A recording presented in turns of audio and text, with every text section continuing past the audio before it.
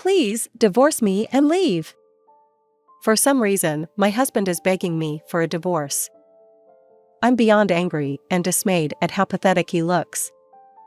However, this situation is convenient for me as well. Fine. Here's the divorce papers. Afterward, a hell my husband never expected awaited him. My name is Kelly. I'm a career-driven woman. After graduating from graduate school, I worked at a foreign company. Trying not to fall behind male colleagues around me, I kept running, and I suddenly found myself being 33 years old. My friends who've known me from a long time ago keep telling me, just get married already. But I never had a positive image of marriage, so I could only brush off their advice. I had been avoiding them because they always brought up the topic, but one day I found out they had signed me up for a matchmaking party without my knowledge. The place where we gathered was the venue for the matchmaking party, so I couldn't escape from it.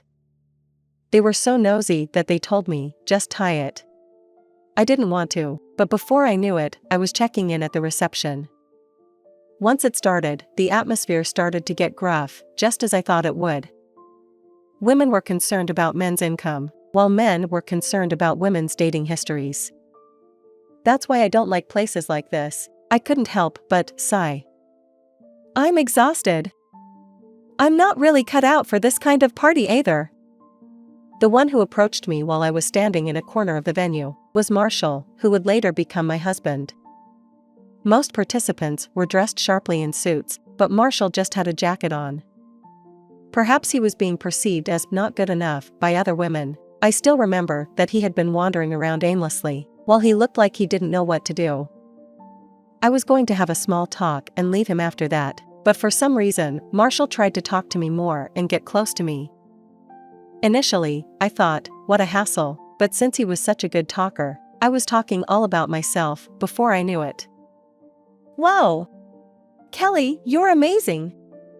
You must have worked very hard to become a general manager at that young age in that company. Hearing the phrase worked very hard, I felt my throat tightening. Yes, I have been putting in effort consistently. I didn't want to lose to anyone, and I've lived my whole life thinking about work, even on my days off. However, other people wouldn't understand this kind of effort since they can't see it. You're lucky, Kelly. Or you've always been smart, is what I often hear. There are people who are so-called genius who can do everything perfectly from the start, but that's not me. I'm not a genius, and I'm not skilled enough to smoothly handle everything on the first try. I worked tirelessly day and night to finally reach this position. I talked with Marshall, who told me that I worked very hard until the end of the party. For me, with very little experience in romance, Marshall's unconditional praise was comforting. We exchanged contact information, and after having several meals together, Marshall asked me out, and I agreed to it. A year later, he worried about my age and gave me an engagement ring. I'm 5 years younger than you, Kelly, but I'll do my best to support you. With this, I had my first romantic relationship since high school, and I submitted a marriage registration with a man who was younger than me. We had lived separately until then, but after we got married, we moved into a condo that his parents prepared for us, together. My father-in-law purchased the condo with the money he made by winning a horse race 20 years ago. From the beginning, he wanted to move to the outskirts upon retirement. When we got married, they let us live in the condo, and they moved to a small single-story house. This marked the beginning of our sweet married life, but moments of unequivocal happiness were short-lived. In the beginning, we had the rule that the one who returned home from work first would prepare dinner. Of course, we made the rule to share household chores. Both Marshall and I cooked for each other, and we were happy to see each other's happy smile. However, after 6 months, Marshall started coming home late. He explained that he came home late because it was the busy season at work, but I couldn't believe that a busy season could last for half a year. Eventually, even on weekends, he'd say, I have a business trip, so I won't be here on the weekend. And he'd leave. And he never ate the food I made anymore. Could there really be that many consecutive weeks of overnight business trips? Even if that were the case, isn't his salary too low, then? Even I, who have little experience in love, began to realize that this behavior of his was not normal no matter how I thought about it. "Hey, Marshall, is there someone else you like besides me?" I'm not good at beating around the bush, so I confronted Marshall with what I was thinking. Naturally, he wore a displeased expression, and replied, "Of course not." However, his visibly unsettled demeanor was anything but ordinary. From that day on, conversations between us as a couple practically disappeared, and a business talk-like conversation remained as our only communication. At the same time, I started investigating Marshall's behavior on my own. After about 3 months, I gathered evidence of Marshall's affair. He told me that he was working overtime, but he was having an affair in reality, as I had suspected. He would visit his affair partner's apartment almost every day, have meals there, and then return home. This explains why he never ate the food I cooked. After I found this out, I realized that I couldn't stay married to Marshall. Even though it had been just a little over a year, I made up my mind to ask Marshall for a divorce. Just as I was about to confront him with the evidence when the time was right, suddenly I got the news that my father-in-law had passed away. He collapsed on his way home after enjoying fishing, which was his hobby, and passed away. The sudden news of his passing left both me and Marshall speechless. Though I still had the feeling that I want to divorce Marshall right away, I thought if we were to divorce now, I wouldn't be able to attend my father-in-law's funeral, who has taken care of me, so I decided not to ask for a divorce yet, and I attended my father-in-law's funeral with Marshall. The sight of my weeping mother-in-law is still etched in my mind, and I can't forget it. If it was shocking to us, it was the same for my mother-in-law. No, it's more than that. After the funeral, I left Marshall, who wanted to stay with my mother-in-law for a week, and I returned to the condo by myself and continued my life as before. My in-laws were good people, and the fact that Marshall cheated on me will be hard for my mother-in-law, who's just lost her husband, but I'll have to tell her at some point. I started sorting out my belongings little by little, so that I could leave right away when Marshall returned home.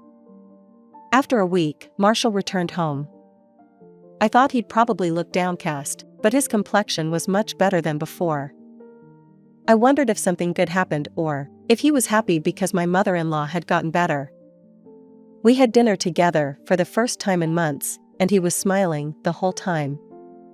Just as I was about to give evidence, Marshall said, "I need to talk to you," and looked at me with a serious expression different from before. "What is it?" I asked, and Marshall began to beg suddenly. "Please! Divorce me and leave!" It was so sudden that it took me by surprise. "Why?" I asked, and he lifted his face. His mouth curved into a wicked smile. "It's because I've inherited this condo. I don't need you anymore." I was surprised to hear the word I never thought I would hear, and the words, "What?" came out of my mouth. Without caring about that, Marshall continued talking. "The reason why I married you in the first place was your money. I thought you'd disagree with it if I suggested that we keep our finances separate, but you readily agreed to that." Indeed, he did suggest keeping our finances separate. But I hadn't thought there was any ulterior motive. He also complained about things like the food you make is bad, and our physical compatibility is bad. "I thought I'll just endure it, and I can also find satisfaction with someone else, and I would make you earn money." He was speaking while nodding, seemingly satisfied for some reason. While it might make sense from Marshall's perspective, from my standpoint, it was completely off track. "But now that my father passed away, I've inherited this condo sooner than expected, so I don't need you anymore." "I see, so that's how it is." I actually wanted to bring up the divorce first, but well, the outcome is the same. I swiftly presented the already filled divorce papers. "Sure, here are the divorce papers.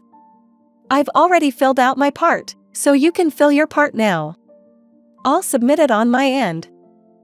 Though Marshall was surprised initially, he signed them with a joyful look because I agreed to the divorce easily. "All right, then I'm leaving now. Oh, and the lawyer will be contacting you about alimony," So please take care of it, okay? Where did his smile from a moment ago go? Marshall said, in a pathetic voice. Leaving Marshall, who was saying hold on, behind, I quickly left the condo. I had already moved what I needed to the new place, and once I submit the divorce papers, it will be over. I've already consulted a lawyer, and though I feel sorry for my mother-in-law, my married life ends here. With the investigation report obtained from the private detective, I demanded alimony, and received the full amount in a lump sum. Since I hadn't been in direct contact, I heard everything from the lawyer, but, upon hearing the alimony amount, Marshall apparently said, in the worst-case scenario, I can just sell that condo. Unfortunately, that apartment no longer holds any financial value. It's been over 20 years since it was built, and soon a larger and more luxurious condo will be built nearby. The view from the condo will be blocked by the new condo, and also there will be significantly less daylight hours than before, even with legal considerations. Due to its age, various repairs are necessary, making the maintenance costs considerable. Even if it's called a high-rise condo, who would want to buy such a place? Sure enough, it seems Marshall is struggling financially. What he inherited from his father isn't just that condo, but also the house where his mother lives. It seems they still have a mortgage to pay, and they're struggling with that. Since Marshall covered the compensation that his affair partner was supposed to give me as well, he probably has very little savings left. It's a pitiful situation. No, I don't need to worry about that. His affair partner was working at the same company as my ex-husband, and they were caught slacking off at work to flirt, and they were both fired. That's not my fault. All of this is the result of Marshall's own choices. Because he had a stupid idea that he could use me as a money source, he ended up in this shameful situation. If he had cared about me a bit more, if he hadn't just criticized me, and tried to change his mindset, perhaps things wouldn't have turned out like this. There are times when I think about such things, but it's all in the past now. I want them to reflect deeply on what they did wrong, in the pit they dug for themselves. As for me, I'm still single, several years after my divorce. Friends who used to tell me to get married, don't say anything now. Because I've already experienced a failed marriage, I don't think I'll ever marry again. Sure, I might not be able to get pregnant when I get older, but I can marry someone at any time. When I find someone I feel I can entrust my life to, I'll consider it at that time.